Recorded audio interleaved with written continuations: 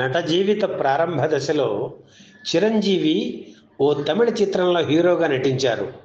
కొన్ని రోజులు షూటింగ్ జరిగిన తరువాత ఆ సినిమా ఆగిపోయింది. అందులో హీరోయిన్ ఎవరో తెలుసా?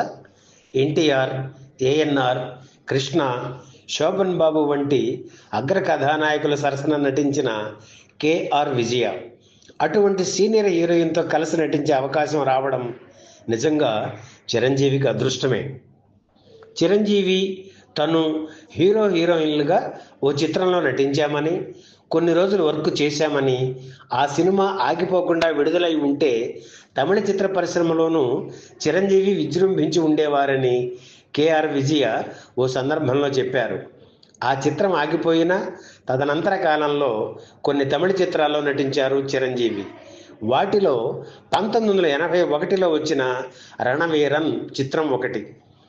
రజనీకాంత్ హీరోగా నటించిన ఈ చిత్రంలో చిరంజీవి నెగటివ్ షేడ్స్ ఉన్న పాత్రను పోషించడం విశేషం.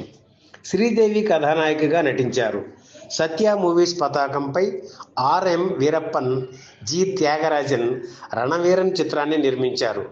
స్వతహాగా రచయిత అయిన వీరప్పన్ ఎంజీఆర్ను దృష్టిలో పెట్టుకుని ఈ చిత్రకథ తయారు చేశారు. అయితే రాజకీయాల్లో బిజీగా ఉన్న కారణంగా ఎంజీఆర్ ఈ చిత్రంలో నటించలేకపోయారు. చివరికి ఆ అవకాశం రజనీకాంత్ను వెతుక్కుంటూ వెళ్ళింది. వర్ధమాన హీరో చిరంజీవిని విలన్ పాత్రకు ఎంపిక చేశారు.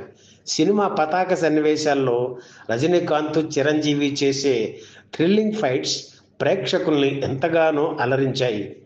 ఎస్పి ముత్తురామన్ దర్శకత్వం వహించిన రణవీరన్ చిత్రం 1981 అక్టోబర్ 26న విడుదలయ్యింది. ఈ చిత్రాన్ని బందిపోటు సింహం పేరుతో తెలుగులోకి అనువదించారు వేణు మూవీస్ సంస్థ అధినేత శ్రీనివాసరావు. సరిగ్గా 43 ఏళ్ల క్రితం 1982 మే 21న బందిపోటు సింహం చిత్రం విడుదలైంది.